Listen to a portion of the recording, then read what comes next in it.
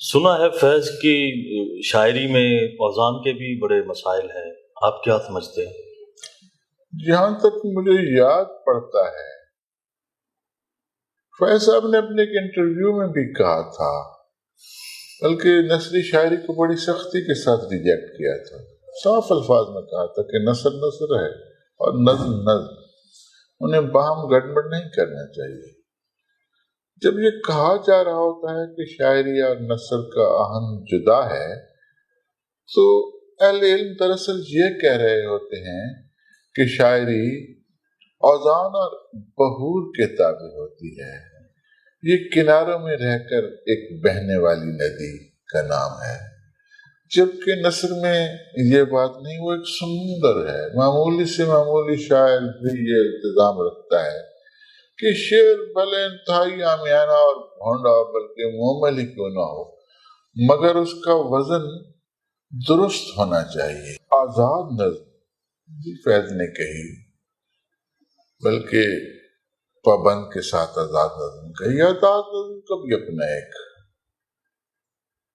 آہنگ ہے، ایک خاص وزن ہے جو شروع سے آخر تک چلتا ہے، ایک بحر ہوتی ہے، اسی میں آزاد نظم ہوتی ہے۔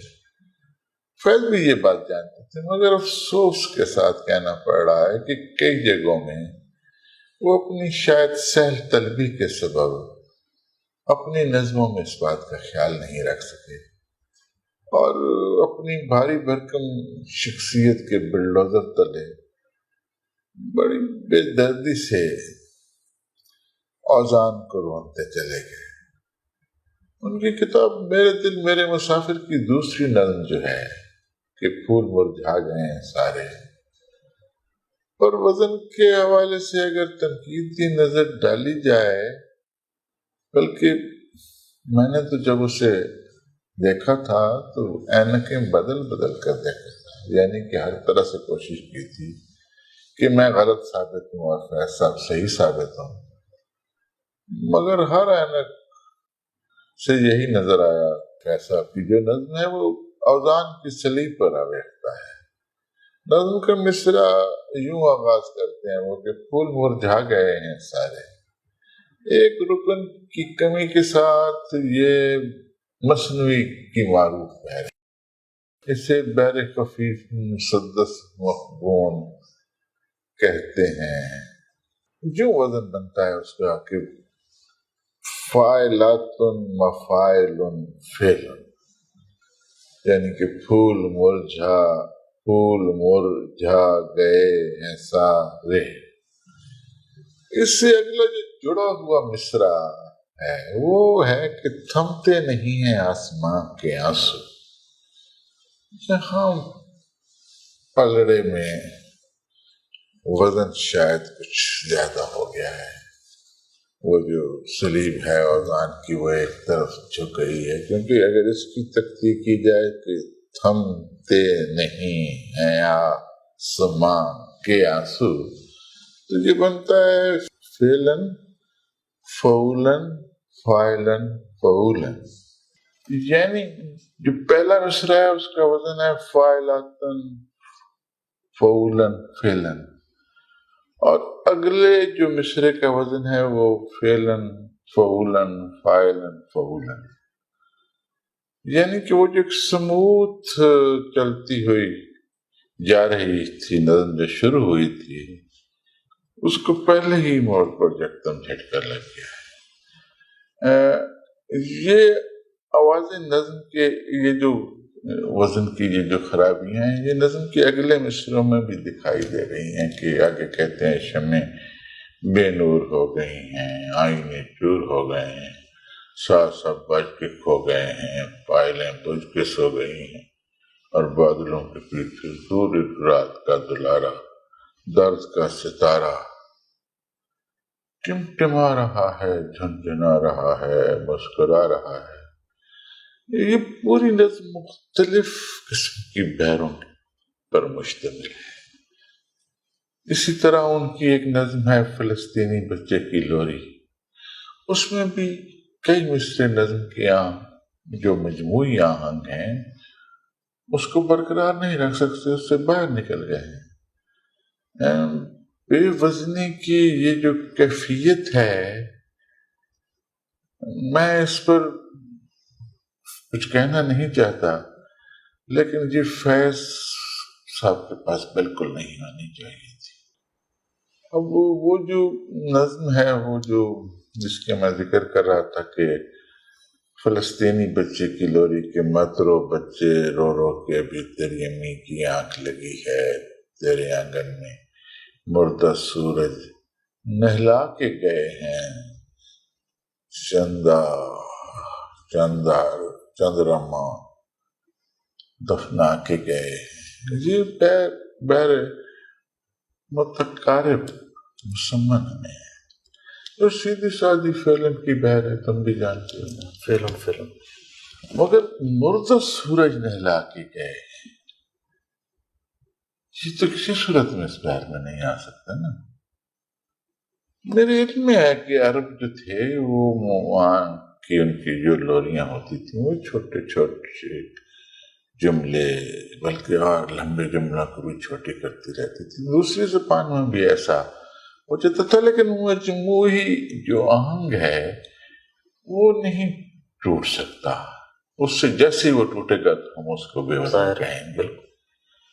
ایک اور نظم ہے ان کی بڑی مشہور کہ اے شام مہرباں ہو، اس کا آغاز یوں کر رہے ہیں کہ اے شام مہرباں ہو، اے شام شہر یاراں، یہ ابتدائیہ کی سیدھی سادی سی عام جو ابتدا کی تو لائنیں ہیں، یہ عام سیدھی سادی بہر ہے، مفعول فاعلۃ مفعول فاعلۃ، مگر اس کے آگے جو ستم کی دوست کی دوپہر آ رہی ہے اس کو دیکھیں کہ ہم پہ مہرباں ہو، دوست کی دو پہر ستم کی، دو پہر درد و غیظ و غم کی، بے زباں درد و غیظ و غم کی، یہاں بہر بالکل بدل گئی ہے، یعنی کہ اب فیض فاعلن فعلن پر آ گئے، مگر یہاں بھی ان کا دل نہیں لگا،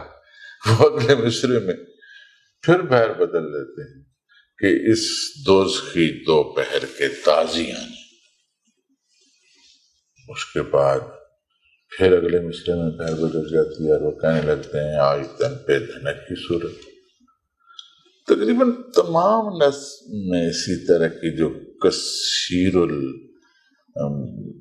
البہر، کیا میں کیا اس کے لیے لفظ استعمال کروں کہ بحروں کا ایک کثیر البحریت کہہ لیتے ہیں، ایک بحروں کا اس کے میں ایک اجتماع ہے کہ، اور پھر انہیں اپنی یہ نظم اتنی پسند آئی، یہ بے وزن نظم، کہ انہوں نے اپنی کتاب کا نام اسی پر رکھ دیا، ان کی کتاب کا نام ہے شام شہر جارا۔ اور ایک اور نظم ان کی ہے منظر، اس میں پہلے ایک بحر چلتی ہے، پھر دو مصرے اس بحر سے باہر نکل جاتے ہیں، فیض صاحب پھر پہلی بحر میں واپس آ جاتے ہیں، اس میں کو منظر کو اس طرح بیان کرتے ہیں کہ آسماں آج ایک بحر پرشور ہے، جس میں ہر سو رواں بادلوں کے جہاز ان کے عرشوں، ان کے عرشے پہ کرنوں کے مستول ہیں، بادبانوں کی پہنے ہوئے فرغلیں، نیل میں گنبدوں کے جزیرے کوئی، ایک بازی میں مصروف ہے ہر کوئی۔ یہاں تک تو ایک لگ رہا ہے آپ کو بھی، اس کے آگے دیکھیے، اگلے دو مصرے دیکھیں کہ آگے کہتے ہیں ابابیل کوئی نہاتی ہوئی، کوئی جھیل غوطے میں جاتی ہوئی۔ یہ اب دو مصرے لکھ کر اور پھر پہلی بحر کی طرف واپس پلٹ جاتے ہیں، کوئی طاقت نہیں اس میں زور آزما، کہ یکدم بحر میں ایک نظم میں دو مصرے کسی اور بحر کے آ جانے کسی صورت میں شاعری میں قابل قبول نہیں ہے۔ ایک اور نظم کا ذکر کرتا ہوں میں، وہ پابند نظم ہے۔ اب آزاد نظم میں تو چلو ہم کہہ لیں کہ نثری نظم کہی تھی، انہوں نے جو یہ تجربہ کیا تھا، یہ وہ اب پابند نظم میں تو ایسا ممکن نہیں ہو سکتا نا. ان کی ایک پابند نظم بڑی مشہور ہے، وہ بھی کہ ہم تو مجبور وفا ہیں. اس میں بھی اچانک بہر بدل جاتی ہے. پہلے 2 اشعار کا آغاز وہ فاعلن سے کرتے ہیں، اور پھر اگلے 2 اشعار وہ مفاعلن سے شروع کر دیتے ہیں، اور اس کے بعد پھر فاعلن پر آ جاتے ہیں. یہ وہ نظم ہے کہ تیرے ایوانوں میں پرزے ہوئے پیما کتنے وعدے جو نہ آسودہ اقرار ہوئے، کتنی آنکھوں کو نظر کھا گئی بدخواہوں کی، خواب کتنے تیری شاہراہوں میں سنگ سار.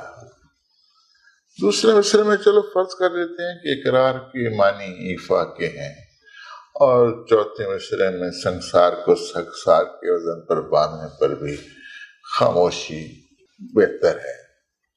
مگر اگلے مصرے میں بہر کی ایسی کلا بازی، یہ میری سمجھ سے بالا تر ہے کہ کس طرح اس کے بعد آگے شروع ہو سکتا ہے کہ بلا کشان محبت پہ جو ہوا سو ہوا، جو مجھ پہ گزری مت اس کو کہو، ہوا سو ہوا مبادہ ہو، کوئی ظالم تیرا قریب آنگیر، لہو کے داغ تو دامن سے دھو، ہوا سو ہوا.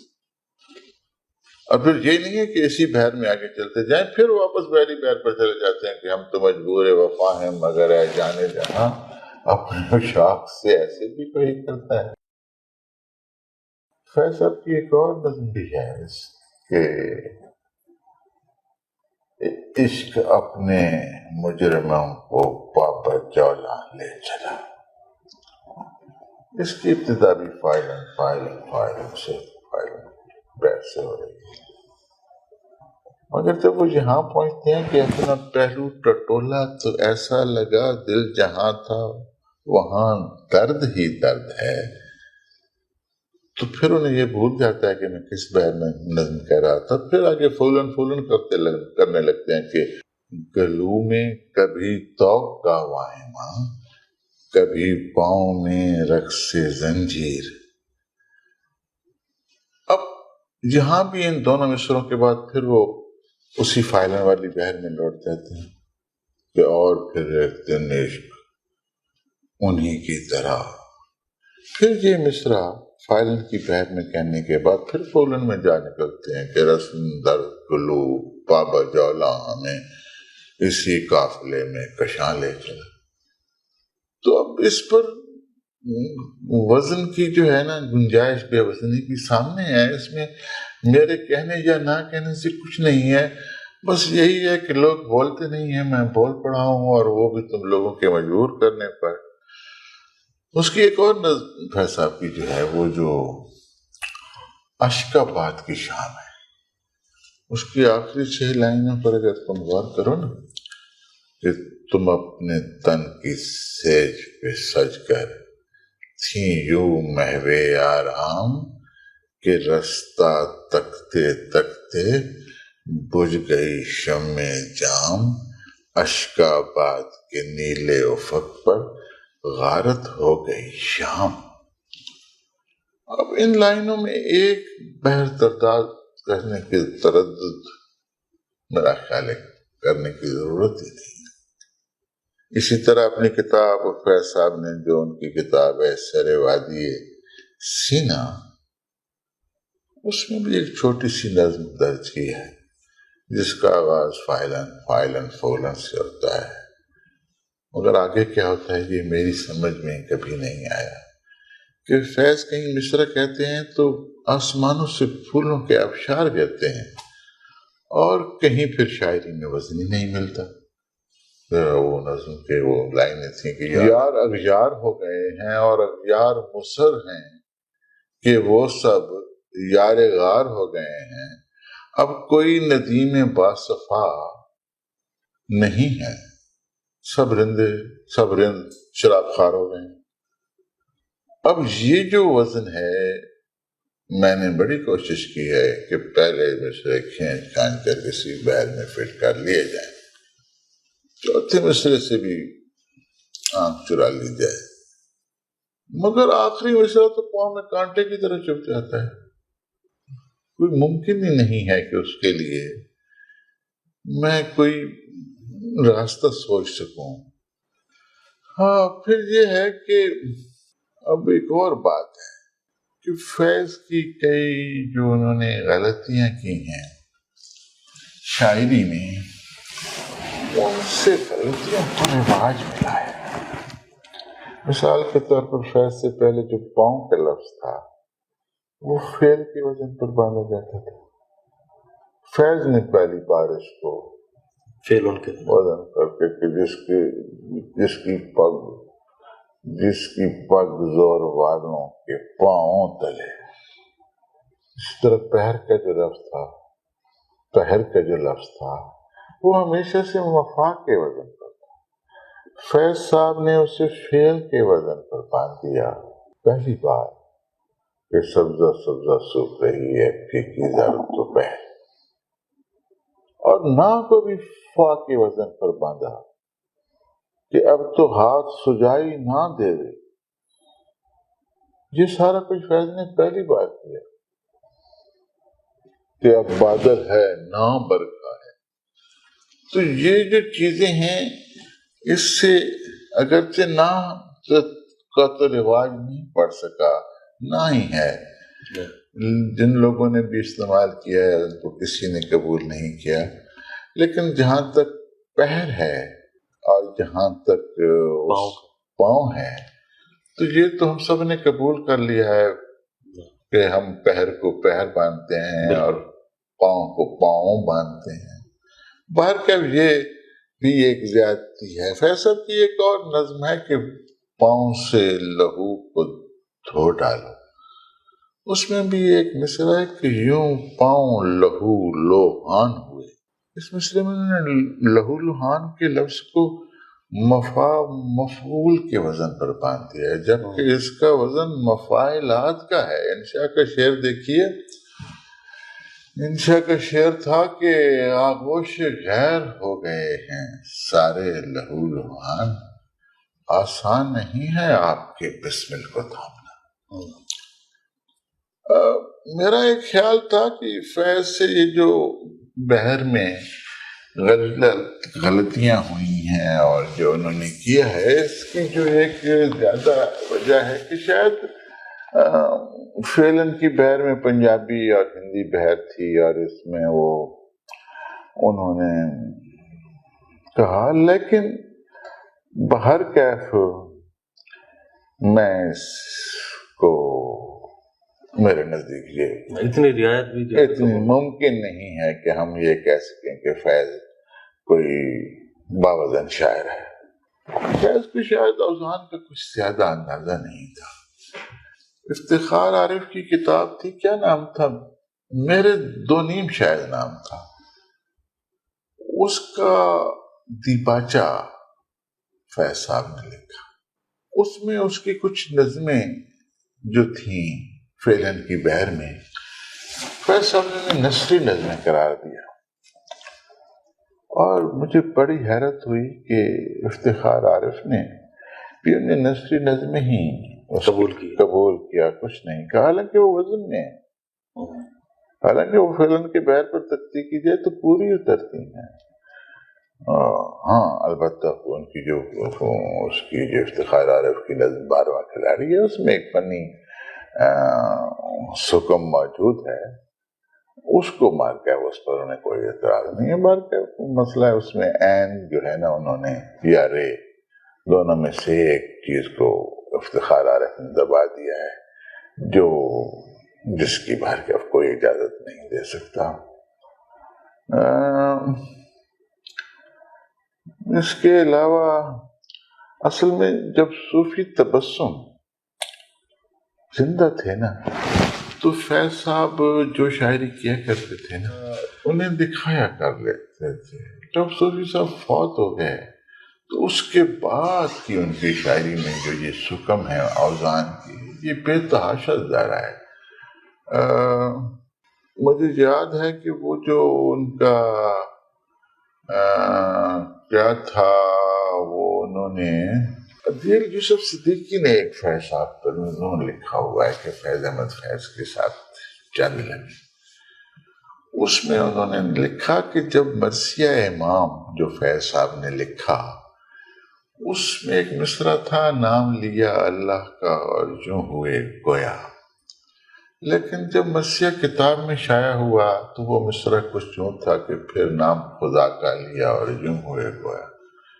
یعنی کہ فیض صاحب نے جب وہاں لندن میں یہ مرثیہ سنایا تھا تو وہ مصرع اللہ کے لفظ کے ساتھ سنایا تھا، جو بالکل بے وزن ہے. اللہ کے لفظ کا وہ وزن بالکل درست نہیں ہے. لیکن صوفی صاحب نے یا کسی اور نے یقیناً نشاندہی کی ہوگی تو تبھی انہوں نے اللہ کا لفظ نکال کر وہاں خدا کے لفظ کو فٹ کر لیا. اس کے مقابلے میں اگر ہم فیض احمد فیض کی شاعری کو دیکھیں تو وہ وزن میں بہت پختہ ہے، استاد ہے. اس نے اپنی شاعری میں کوئی ایسی غلطی نہیں کی. آپ غزل کی بات کر رہے ہیں؟ غزل اور نظم دونوں میں، کہ جہاں ہم یہ کہہ سکیں کہ اس نے کوئی ایسا کام کیا ہے کہ جس کے بارے میں جس پر انگلی رکھ سکوں، کم از کم میں انگلی رکھ نہیں سکتا، تو یہ فراز کا ایک برکیف، یہ اس کی ایک زیادہ اس کے ہاتھ میں بات جاتی ہے کہ اس نے کہیں کچھ ایسا نہیں کیا کہ جس پر فراز کے بارے میں کوئی بات کی جا سکے. فیض صاحب کی جو اوزان ہیں ان پر تفصیل سے کسی وقت لکھیں گے.